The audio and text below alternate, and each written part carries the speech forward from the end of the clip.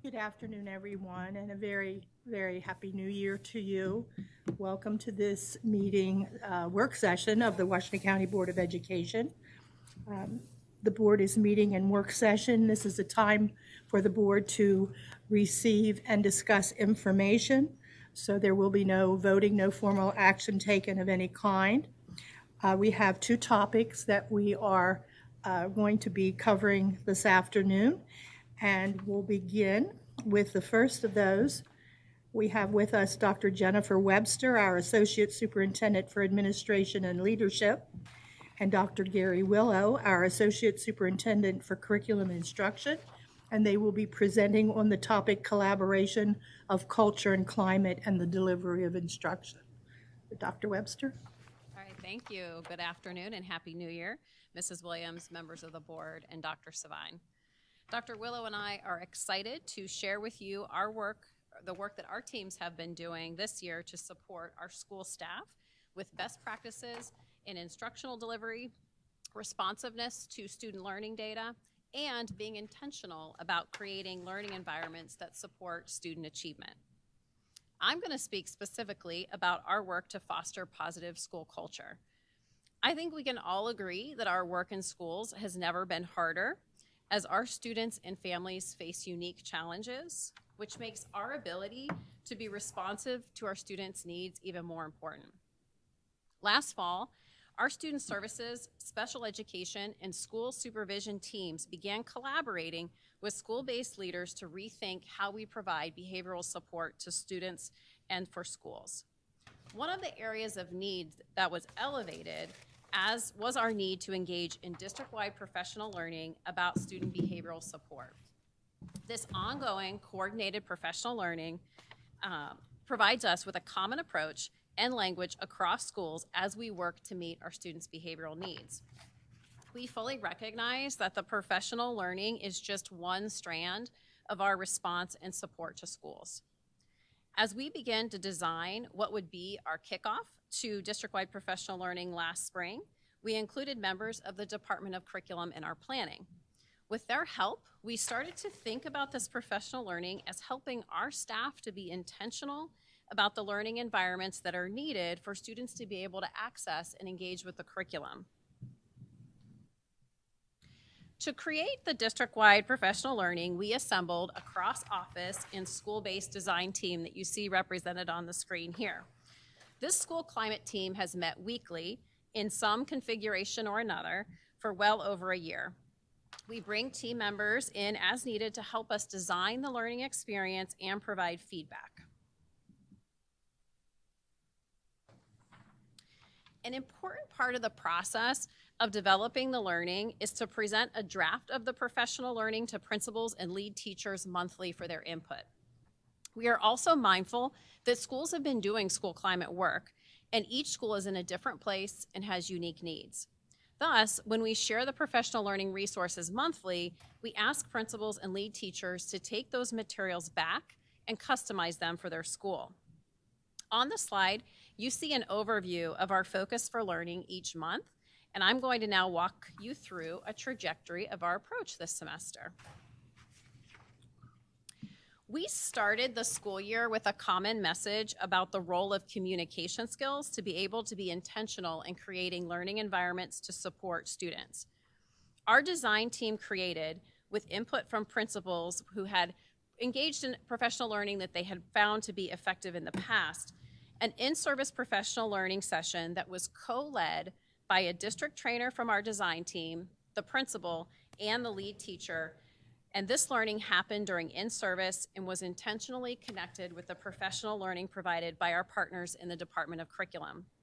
This intentionality was key to communicating our message that building relationships does not have to happen entirely outside of the delivery of instruction.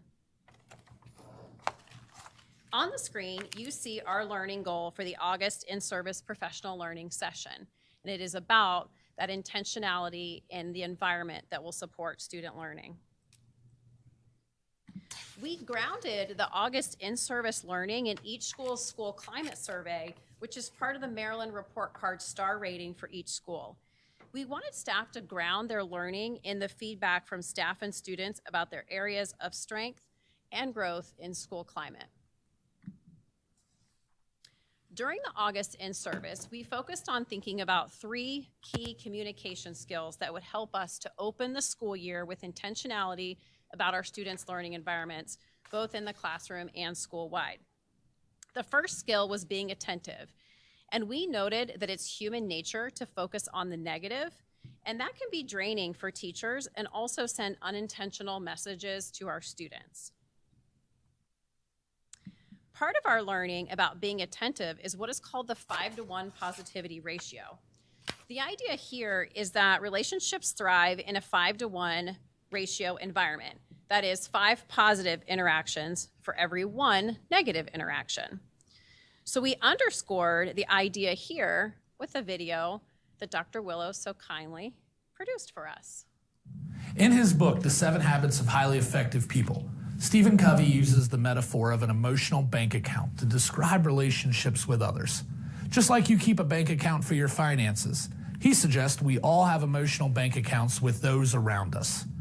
Every time we do something positive for someone, such as showing kindness, demonstrating trustworthiness, or honoring our commitments, we make a deposit into their emotional bank account. Similarly, every time we do something negative, such as breaking a promise or being disrespectful, we make a withdrawal. The key to maintaining positive relationships is to keep the bank account balance in the positive. This means that we need to consistently make deposits into the emotional bank accounts of those around us by showing kindness, honesty, and trustworthiness, and demonstrating our care and concern for them. By doing so, we create a sense of trust and safety that allows for deeper and more meaningful relationships. The emotional bank account applies in both professional and in your personal relationships. We've heard from staff who have engaged in learning about the 5-to-1 ratio that this can be a game changer for how they think about their interactions with students. Boonesboro Middle School decided to focus specifically on the 5-to-1 ratio in their opening of school, and we have a video that describes their work here. The 5-to-1 PD came from the culture and climate professional development that we engaged in August. It was one piece of strategies that were presented as how we can build positive relationships with our students. The 5-to-1 ratio is a way to incorporate positivity in our classroom. The 5 representing 5 positive things that are happening. It can be verbal or nonverbal, and the 1 being the negative.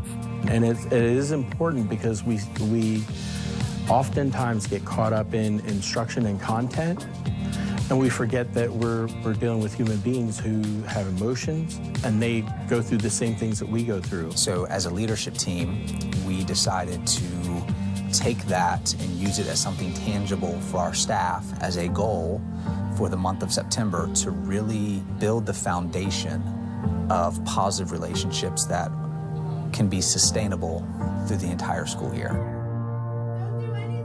We knew that down the road we were going to visit colleagues, see them in action in the classroom, and then also eventually record ourselves in the classroom. And so we were able to watch the video, reflect on that, make a tally of our positives and negatives in the classroom, and really see some eye-opening information and things that happened in the classroom. We got feedback.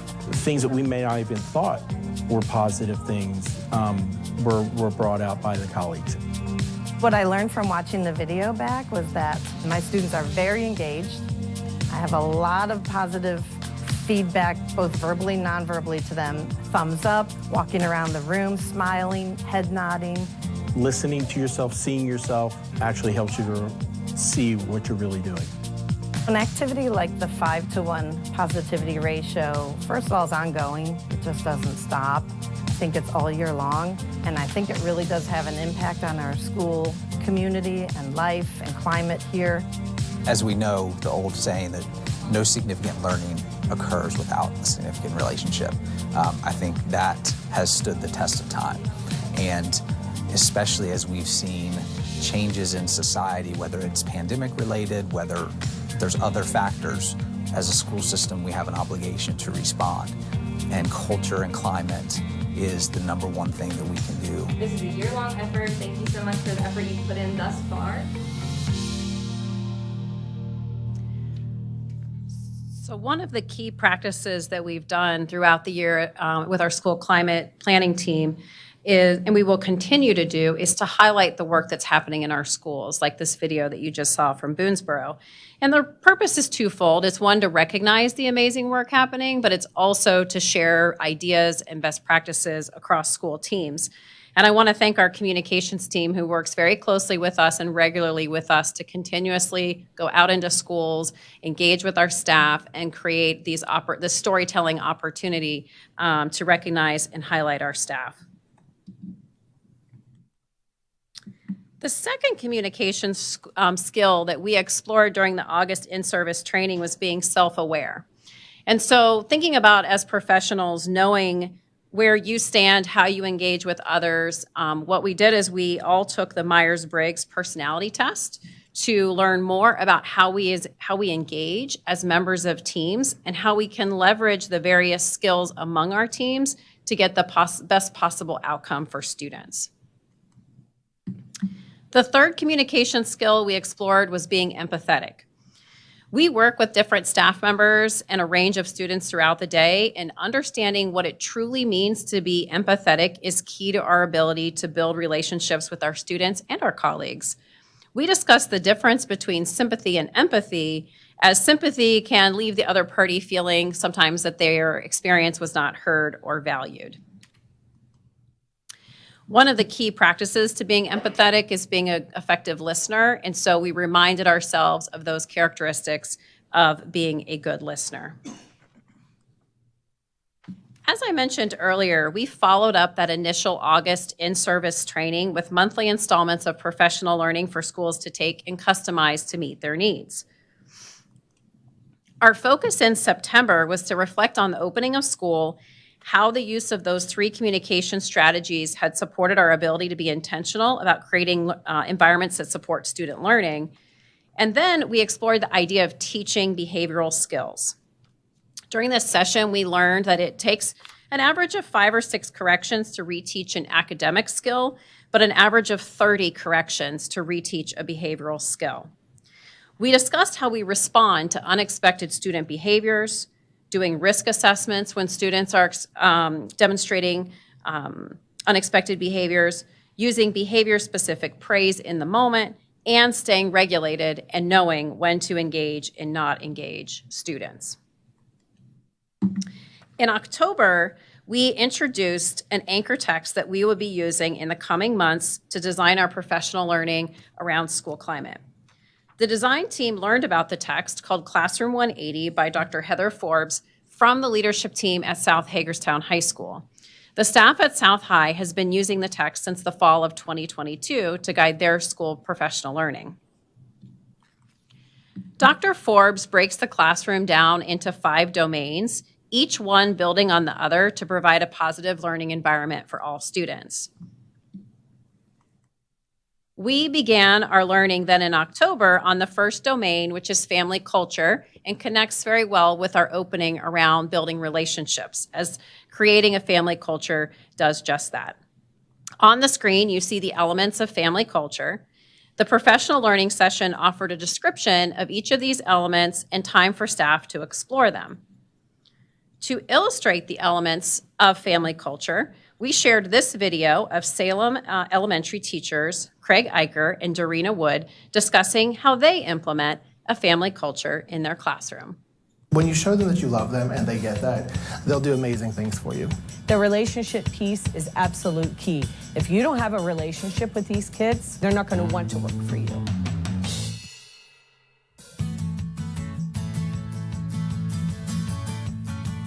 That sense of family is where they succeed because they feel the love. If they feel that love and they feel welcomed, they're going to want to perform. They're going to want to learn. I always say, and I tell the parents, the kids are with me all day. If we're going to be here for 8 hours a day, it needs to be fun. I want it to be fun. I want them to enjoy learning. If they're not having fun and they're dreading coming, they're not going to learn. We all want security. We all want to feel that we are safe where we are. On Mondays, when we come back, first thing we do is talk about our weekends. What'd you guys do fun over the weekend? Did you see mom? Did you see dad? What'd you do fun? I tell them about my weekend. They all know about my wife. They know about my kids. They know about my pets, my hobbies. So just kind of getting to know them. We also have class meetings occasionally where we'll kind of get a pulse for the classroom. And I usually like to start those with talking about what's our whole class doing well, and what does our class need to work on? So that way you're not snitching on an individual student, but it's kind of interesting because they're very honest. They'll tell you, we were very rooted on core. We're talking out too loud in the classroom. And it's funny because the things that I usually have that I want to speak to, they'll address them. It's like without fail, they already know. And so it's a good way to kind of have those conversations. That first day, we sign a contract. And that contract states that when what you're doing interferes with your learning, hurts someone's heart, they shouldn't be doing it. And they know that. So it's a very simple contract that I can refer to. And if somebody is doing something they shouldn't be, I simply say, are you interfering with somebody else's learning? It's like parenting. When you're parenting, you need to be consistent. You need to be fair. You need to show them that you absolutely love them. And I tell them all the time, I love you guys, but right now, you are not doing what's best. Seeing that I do care about them. I truly care about them. It's not just a superficial. I truly care about them, and I want what's best for you. You just have to be authentic with them. The biggest thing for me is these kids can read you like a book, and they'll read you as soon as you walk in the door. They have to see that you care about them, you love them, and you are genuine and sincere. My 2 daughters going through school, their favorite teachers that they'll talk to me about and to anybody about is who looked at them as a whole and got to know them, what they liked. They made an impact on them. My one daughter's much older, and she still today, will talk about some of her teachers because of how they make her feel in school. So I want to do that. I want to make these kids feel that way. We are all here for the kids, and we truly care about the kids, and that's going to show with our teaching, with our interactions, with the way we transition, just everything. It's going to be an authentic relationships.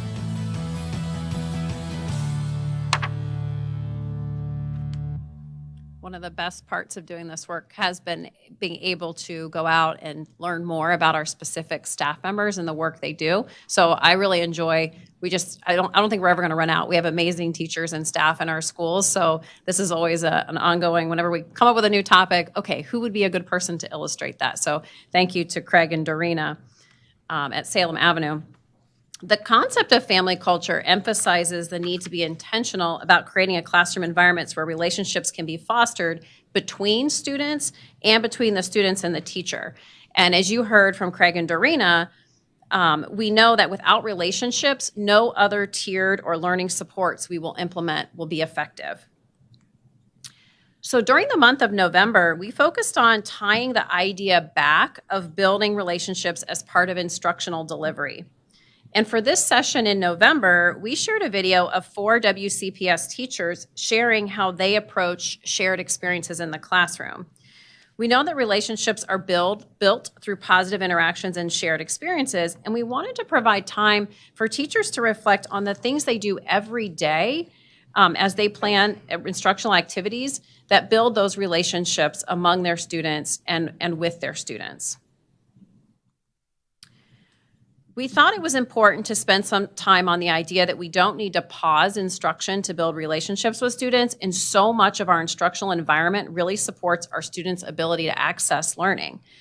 You can see here that we asked our teachers after the session to be cognizant of how they're creating shared experiences with their students during instructional activities. And in the month of January, we're moving more into the concept of regulation, which is that second domain in the Classroom 180. And those include the classroom practices we can proactively use to support student regulation.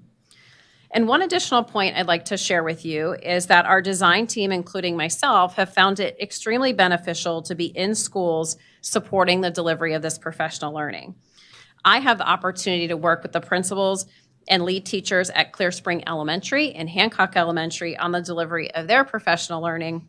And I really appreciate the opportunity and their hospitality in allowing me to come out and work with them and talk with them and learn alongside them as we engage in this professional learning. And as I've discussed, we create these modules and we share them with principals and lead teachers, and they really come alive in how schools take the materials and match them to their current needs and to their current professional learning. So at this time, I would like to ask our team from Western Heights Middle School to join me at the table. We have Mr. Matt Moriello, principal, and Ms. Jennifer Brooks and Amy Hilliard, 2 lead teachers at Western Heights. And I've asked them to come and just share a quick overview of how they've approached the school climate professional learning this year and what they have seen in terms of the impacts. Dr. Webster, thank you all of us for having us here today. I'll just share, before I turn it over to Amy and Jen to share a little bit too. So culture and climate, a strong culture and climate has been a focus during my entire tenure as a principal at Western Heights, currently in year 9. And often strong relationships with our students, our staff, and community, that's where things start and where things end. And I know we really appreciate our leadership team, our staff at Western Heights to have this platform and be able to have a space to have this honest, open conversation about what it means to truly have a strong culture and climate with our students. So one thing that we did back in the summer when we had the initial PD, we realized as a leadership team how important it would be to meet not just monthly, but weekly to keep this top of mind. This has been important work prior to the pandemic and coming out of the COVID pandemic. It's incredibly important to be able to have this ongoing conversation, which leads us then to having a common language, as Dr. Webster had shared. When we talk about students in a positive, solution-oriented way in student solutions meetings, in student support meetings that we have weekly as well. So I know Jen and Amy want to share a little bit about some of the quotes that we have from some of our staff as we ask them to reflect about their work that we have done so far this school year. I think it's on. We have felt like we've had a great opportunity to get the teachers together to have a collaborative space to think about the students, and they're very intentional about their instruction, but also thinking about being intentional for their students because like Matt had said, they're always very strong with building relationships, but now it's just digging a little bit deeper and seeing how can we make sure that those students are having all of their needs met in order to access their learning, because we know that is the overall goal, like Dr. Webster had shown at the beginning, is how are we being able to help those students get to that learning piece. And the teachers have been very grateful. We've been doing it weekly and having that space to talk about maybe some commonalities they're seeing in the classroom and how some successes and some positive things, and then sharing that with their teammates so they can implement it in the classroom as well. And as someone who provides professional development for the school, which is what Jen and I do, the structure of this has been really easy to implement into our schools. We keep talking about this common language, but also with the flexibility at the same time to make it Western Heights appropriate. Like we've even used actual examples from students in our school as we're going through these presentations, and it's extremely helpful to kind of be given the shell, well, more than the shell, but and then tweaking it. We even try to put in some just kind of best practices to share with our teachers at the same time. It's extremely beneficial to have that time with our teachers every week. So we shared some quotes from our teachers. Just look through them. I think from the teacher lens, specifically what this has done for their classroom. For some, this has really been a starting point as they're a brand new teacher with us at Western Heights or in Washington County. For some, these are quotes from veteran teachers who've just continued to build upon something that's really been a strength for them, which is building relationships, a strong culture and climate in their classroom. So as many of you know about Western Heights, we're a large school. We are a school with a high level of free and reduced meals, a high level of students that experience trauma. So being able to focus in an area that's extremely beneficial to them, just building relationships with students. And Dr. Webster said a few times, but it's true, it can happen concurrently with the academic piece. It's not one in isolation with the other, and we're continuing to improve in that area every day, and our students are reaping the benefits, and so are our teachers and their ability to be able to work with our students. Thank you. And at this point, I'm going to turn the presentation over to Dr. Willow and his team.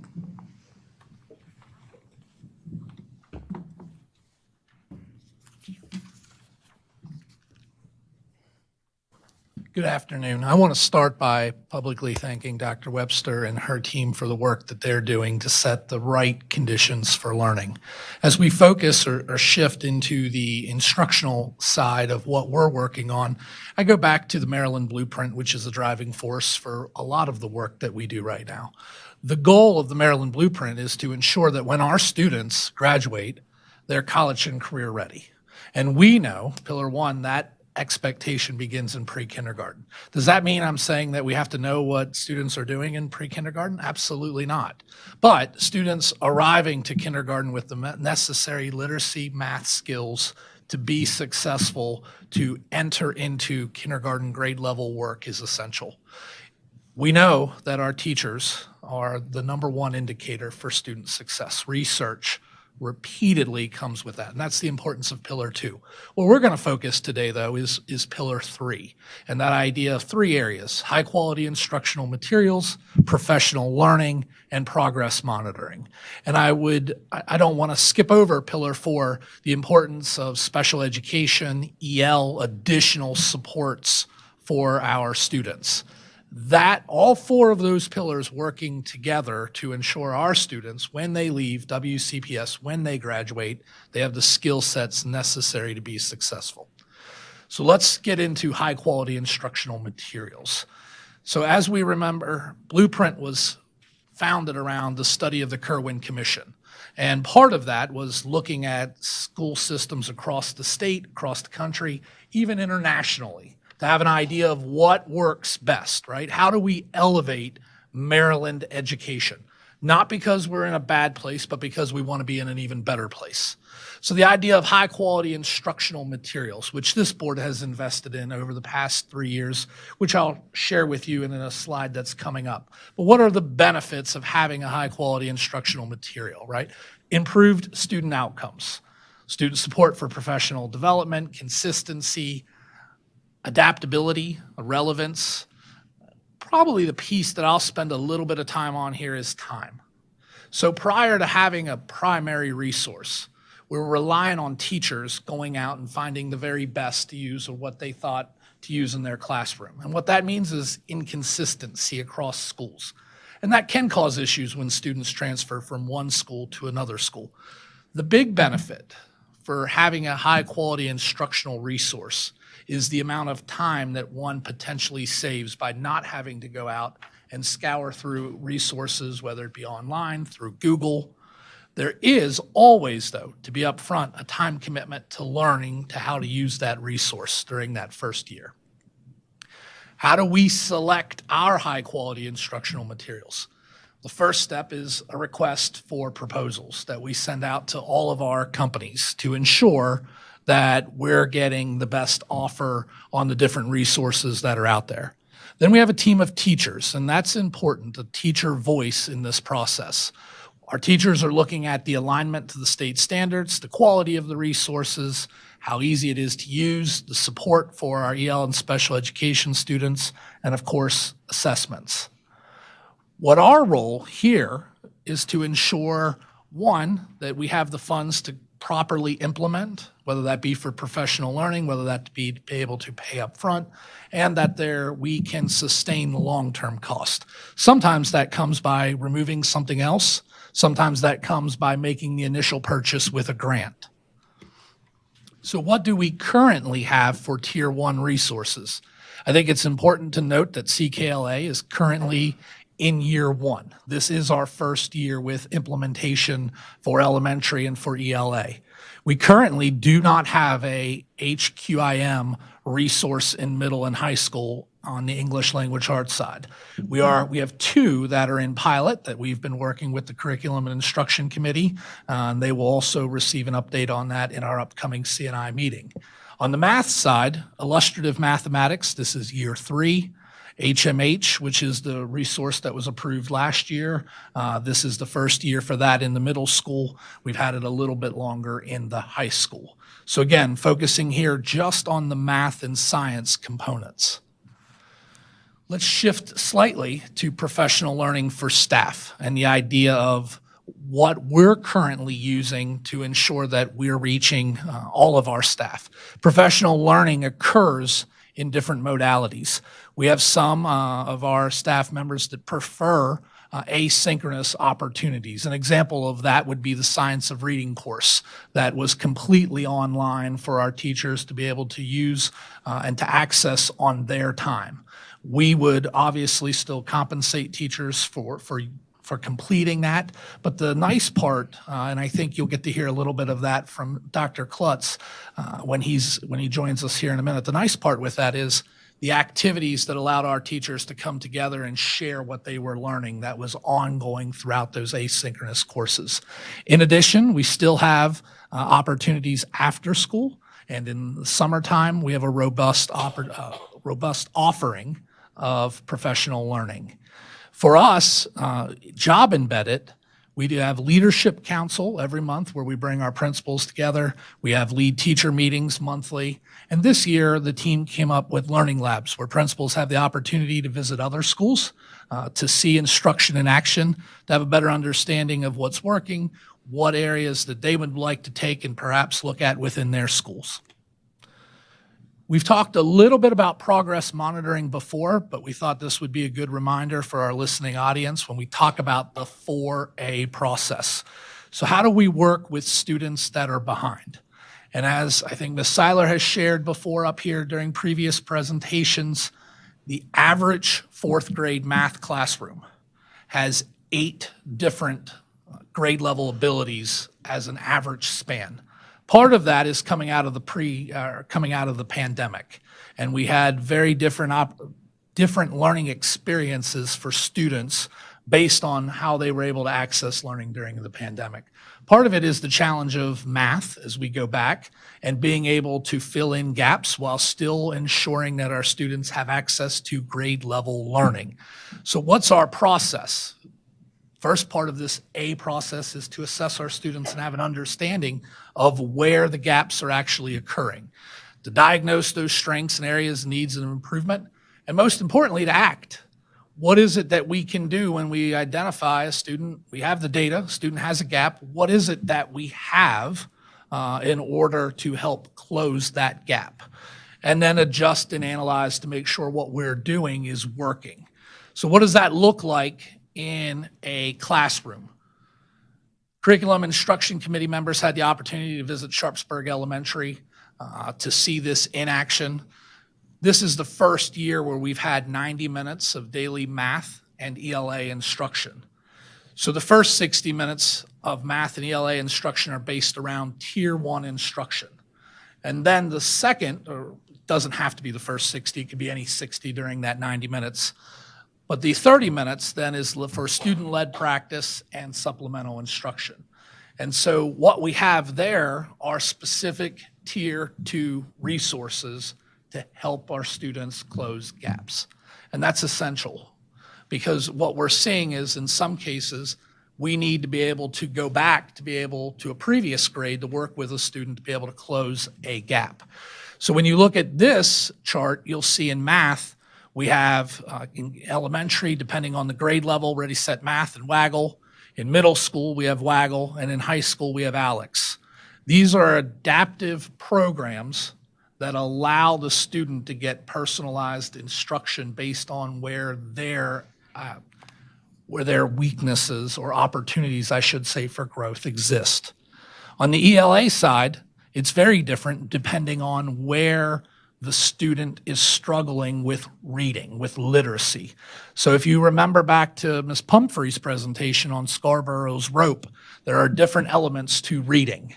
And so when we look at a student that's struggling with reading, it's going into that 4A, where is the student particularly struggling? Is it a decoding issue, phonics, fluency, and how we work with that student, we use appropriate intervention based on where the learning gap is. And there's a little chart up on the top right for those that are watching at home or for board members here that you can see how we use the different interventions based on the area of weakness.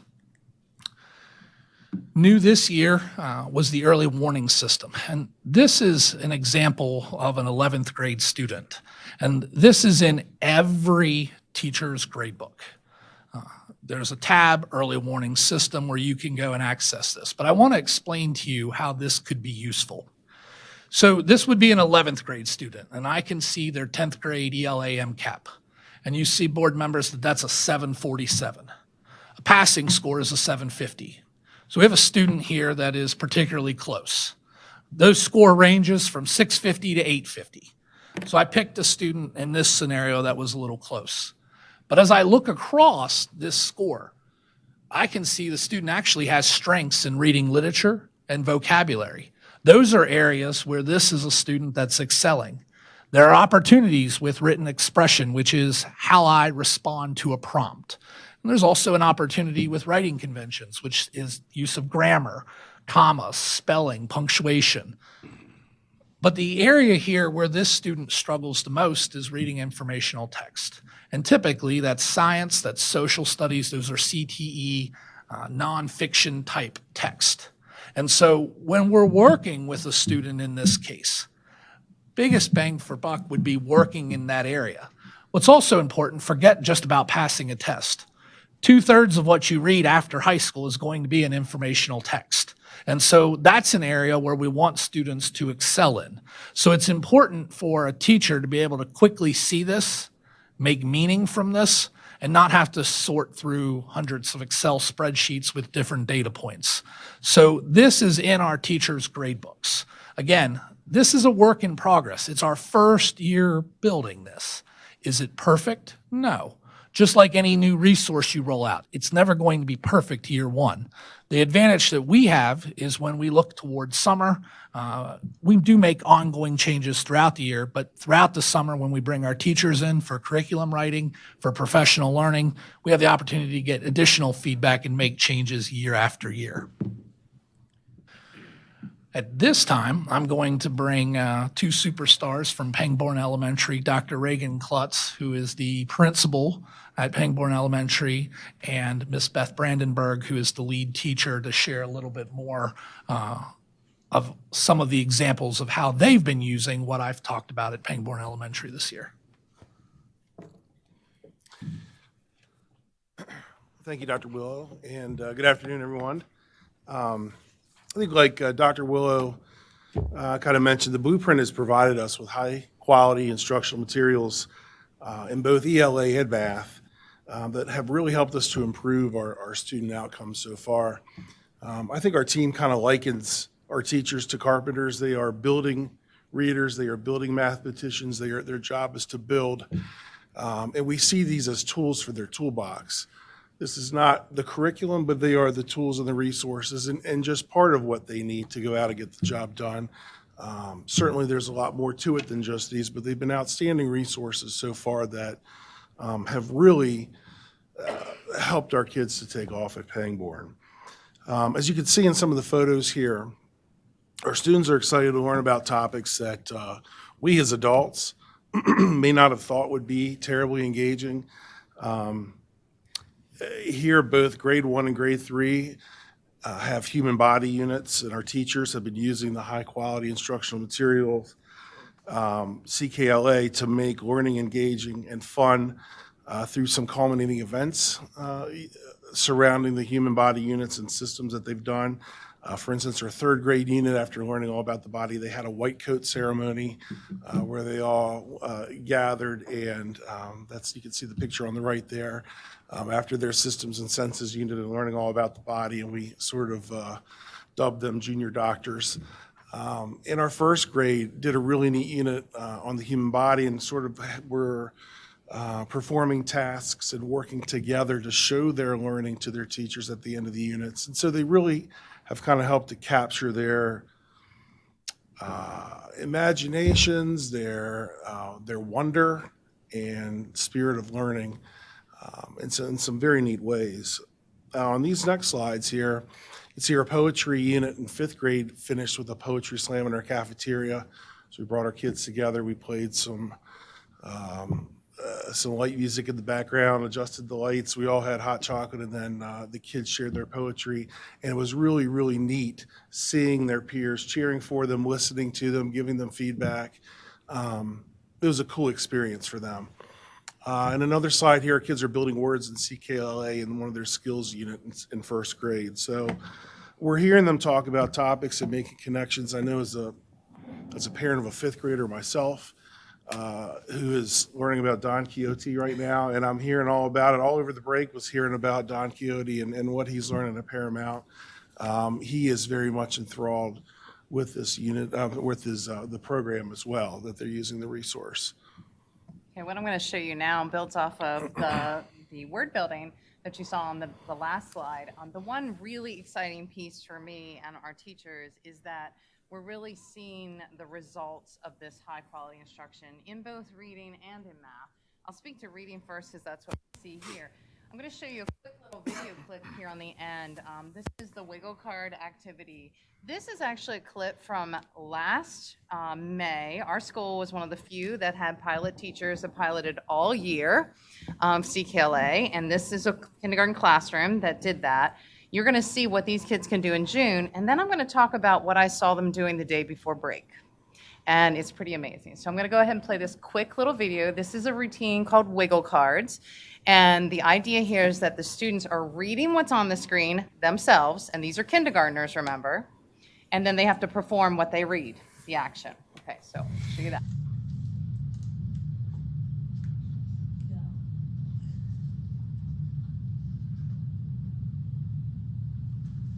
I see most of my friends doing it. Bryn, what does it say? Tap your nose. Tap your nose. It says tap your nose, and they have to do what they read. Your, very good. All right, get ready.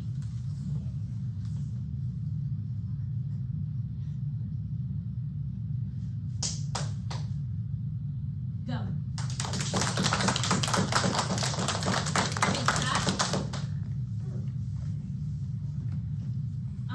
Let's see, Hina, can you read that for us? Clap if you like cake. Good job. I love cake. I think we all clapped on that one. Yeah, I do not like cake. You don't like cake? Do you like cupcakes? Mason, I'm proud of you for sounding it out. Go. These are pretty difficult words they're reading. You'll notice cake, that's got a magic E in it. Okay, you've got words here with multiple sounds, 3, 4 sounds. This is kindergarten. That's pretty amazing. We did not see that before we had CKLA.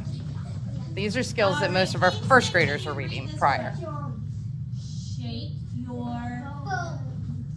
Let's look. Look at shake. You've got SH there, digraph, and you've got a magic E in that word. Okay, so that is, like I said, something we only typically saw from our, let's see if I can go back. There we go. Typically saw from students in 1st grade. At the end of last year, our kindergartners with 1 year of CKLA skills were able to read those words at the end of kindergarten. Now, this year, the students on the left, that was taken the day before break. I went into this classroom during their skills time, and they were getting out their readers because they're in Unit 5. They have readers now. These kindergartners are excited to read. They're reading words with 3 and 4 sounds in them. So CVC words and consonant clusters. That's where you have 2 consonants together. They're already reading those words. In fact, my heart about busted out of my chest because they were reading, they were so excited, they used the table of contents to find the right passage in their text, and they started reading. They're all sitting, reading out loud to each other at the same time, some simultaneous, some on their own pace, and the teacher said, "Oh my goodness, we have to go, we're 5 minutes late for lunch." Collectively, the whole class went, "No, we don't want to stop reading." My heart about exploded. These kids are so excited to read, and this was December, and they're already reading these complex words in kindergarten. And it's not just this class. I can walk down the hall, and any of my 6 kindergarten classes, they are reading these texts, with a rare exception for a few kids that may not be in school as often as we like sometimes. But most of these children are already reading these kinds of words in kindergarten. So that's a huge plus for us. and something we didn't see prior to CKLA because, like Dr. Willow talked about, teachers were having to find those resources on their own, and we really spent more time looking for the what we were teaching instead of how we could meet those kids' needs. Now in math, an upper grade example, and I don't have a picture of this because it's hard to take a picture of this, but my fourth grade teachers, their first unit in fourth grade is on factors, multiples, primes, and composites.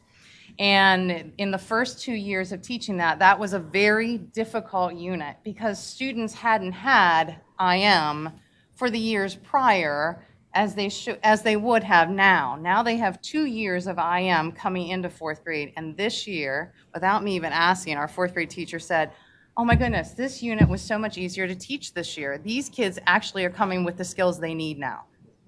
We didn't see that before. And so that's huge for us. Also, Pangbourne, as you probably know, is a very transient school. We turn over 350, and we have 350 of our students. That's approximately half of our student population moves in and out of our building every year. Prior to having these high-quality instructional materials, there was no consistency across the county. Now we know when I get a student from Salem or we get a kid from Bester, we can be assured what they've gotten as far as curricular, resource and material, what they've learned so far, and that's a huge plus.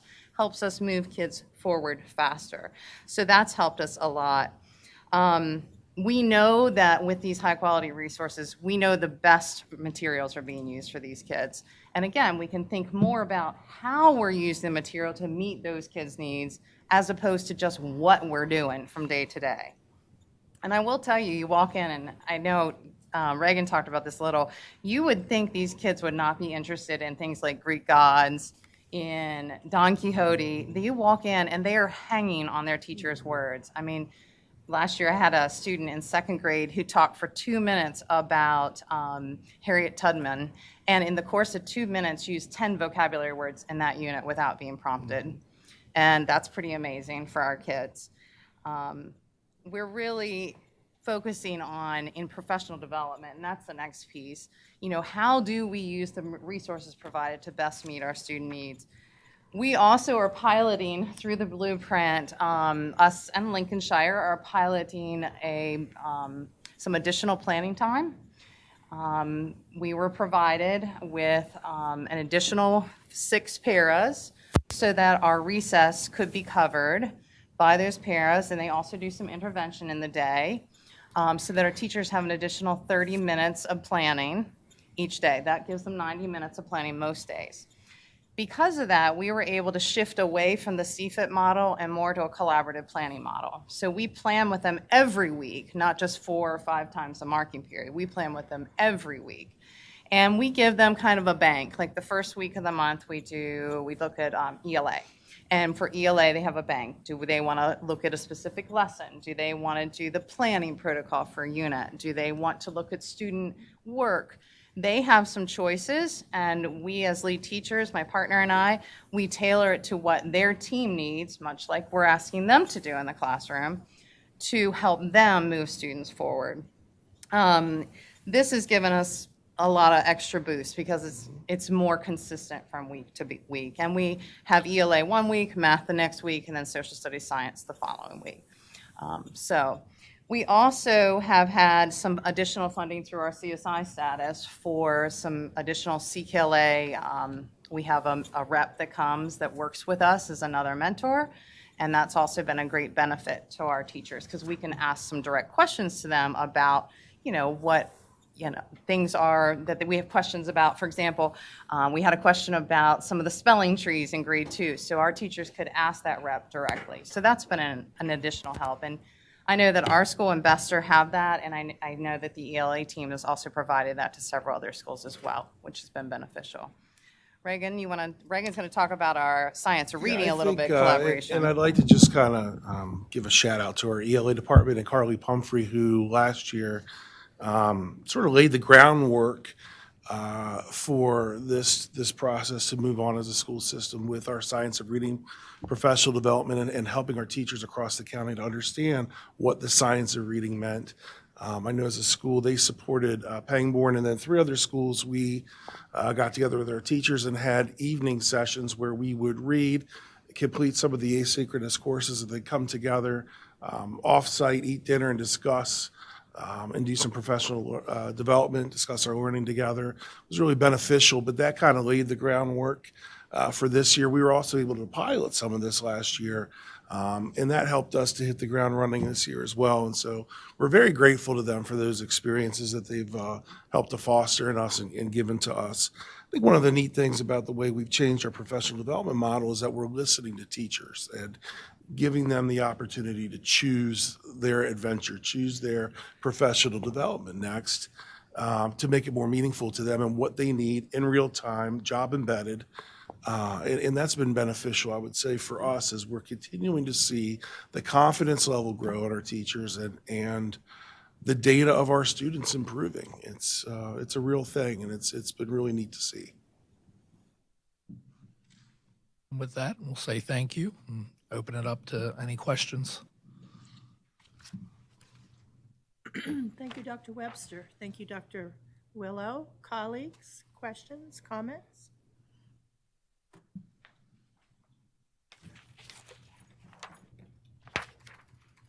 Thank you. Thank you. Thank you. Thank you. Thank you to all who came and helped out with the presentation. We very much appreciate you being here, and we thank you for all you're doing in our schools for our students. Thank you so much. Okay,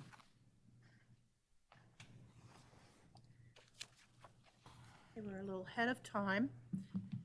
Move on to our second topic of the afternoon.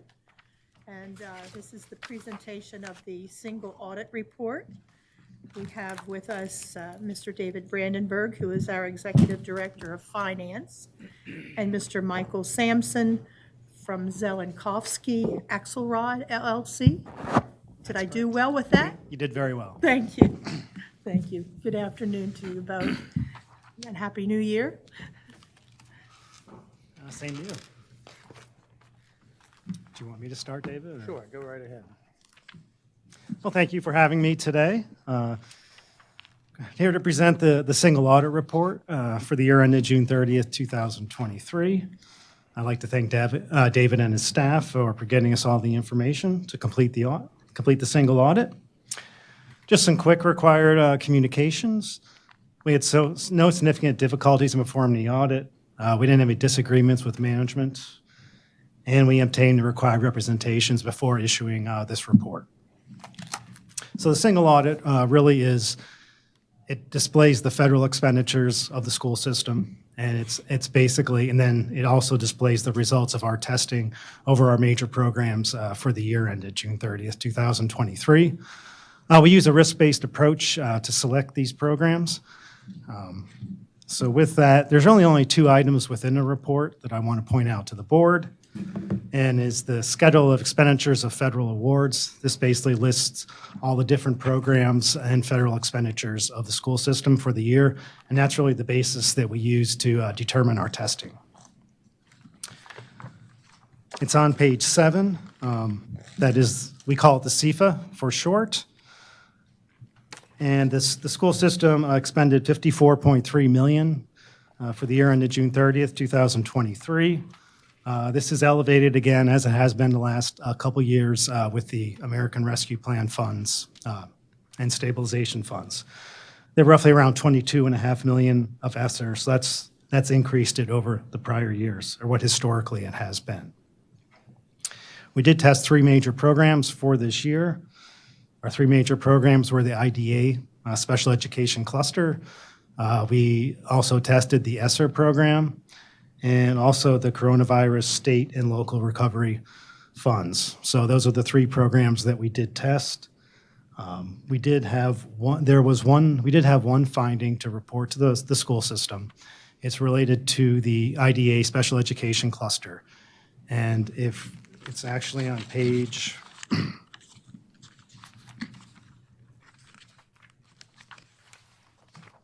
it'd be on page 15. It's really over procurement, suspension, and debarment. That's one of the requirements that we had to test for this program. And for 2 out of the 3 service provider contracts that we did test, There's an internal control component, OMI test and compliance. This is really just a finding related to internal control. There was no non-compliance as the entities were not suspended or debarred from receiving federal funding. Typically, the school system just inserts a clause into the contract with the provider. So the providers didn't go through the normal process. That's kind of wasn't included this year, but I can let David speak to that if he wants to add any. Yeah, insight. so these were special ed contracted services engaged in to cover the shortfall in staffing that we have. And we had done an RFP for that and awarded that to certain vendors. Those vendors were not able to supply our need. So we went to another vendor, I believe at least one, and then that was the one that did not have a clause in the contract regarding the suspension or debarment. And so we have taken action to require vendors who provide services, especially those with federal funding, to make a comment or make a representation that they have not been suspended or debarred from doing federal work. Additionally, our procurement folks are looking at vendors that we take on for those kind of things to check with the sam.gov website to see if they've been suspended or debarred from doing any other federal work. And so we think that'll cover this in the future and prevent this kind of thing from recurring.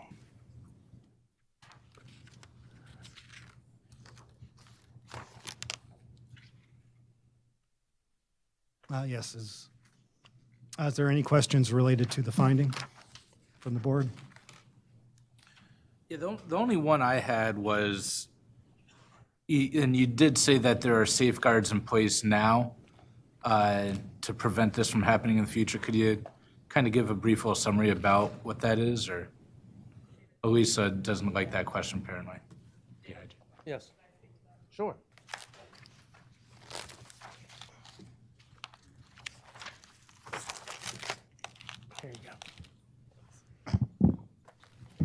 Thank you for allowing me to speak up. This is really a one-off for us. Our procurement process, the RFP, has the appropriate language and requirements for reviewing that. It was an oversight in that we operated outside of the RFP because our vendors couldn't fulfill the requirements we needed. And so since this was something we didn't, it was outside our ordinary procedures. So what we've done to ensure that this doesn't happen again is, first of all, we have a process in place that makes certain to keep going back to the vendors on the RFP. If for some reason you have to go outside the RFP, we've created a checklist that says, if you're operating outside the RFP, this is the process, and you're utilizing federal funds, then we had to make certain this additional safeguard is in place. So this was something new for us because normally it's part of our normal procurement process of the RFP process.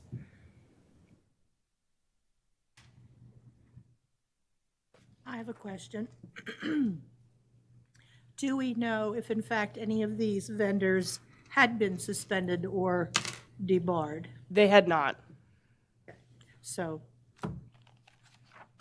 we should have had something that we didn't have, but it's of no consequence. It's a documentation issue rather than a failure to comply with something. Yeah, there's no question costs to the school system. Right, it was just, and that's on page 15 there where it says question cost none, and then our response below, which is what we've described here. And it's an internal control compliance issue, but it did not result in any money that we have to give back or anything like that. Thank you. Thank you very much. Any other questions or comments? The only other one I have, could that potentially preclude us from getting funds in the future if it was something more significant? No, I would say not. Be us giving money back then? We'd have to give money back if we actually awarded some contracts to someone who had been debarred. But that would not affect, this finding does not affect our ability to obtain grants in the future. But I'm saying, could it, though, if it was something more significant, hypothetically speaking? If we had paid someone who was suspended or debarred, we'd have to pay that money back to the federal government through MSDE. but it could or could not preclude us from getting money in the future. I don't know the answer to that question. Do you? Yeah, it would, it kind of depends on your grantor or your oversight agency. That would be their decision, yes. Thank you. These grants, just like our other federal grants, everything we have right now that's federal is coming through MSDE. And so MSDE is responsible for overseeing these grants. They have responsibility to the U.S. Department of Education to oversee these grants that they give to the local education agencies. Thank you. Any other questions, comments? Okay, thank you, gentlemen. Thank you. Appreciate it very much. Thank you.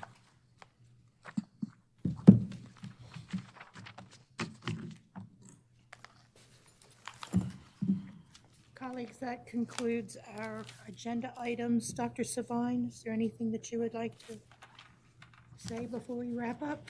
I just want to express my appreciation to this board and your commitment to being so attentive during the work sessions, but perhaps it's worth a shout out to our team, both from curriculum instruction and leadership. It's always nice, as you saw several videos, when you hear from our teachers and staff, but also beyond the videos, hearing from them in person, and to be able to speak with passion and excitement about what is occurring with our youngest learners. It's pretty inspiring. So thank you for this board for supporting high quality instructional materials and for supporting school climate and culture with, most importantly, with fidelity. Whether a student is attending Pangbourne or is out at Hancock, it's important that we have consistency in delivery, and that's what this professional development has done. And you can see the intentionality and the work that's going in on a weekly basis, both from central office and collaboratively with our school support staff, both professional and support as well. So thank you. Thank you, Dr. Savine. Colleagues, if there's nothing further, we will adjourn. Thank you.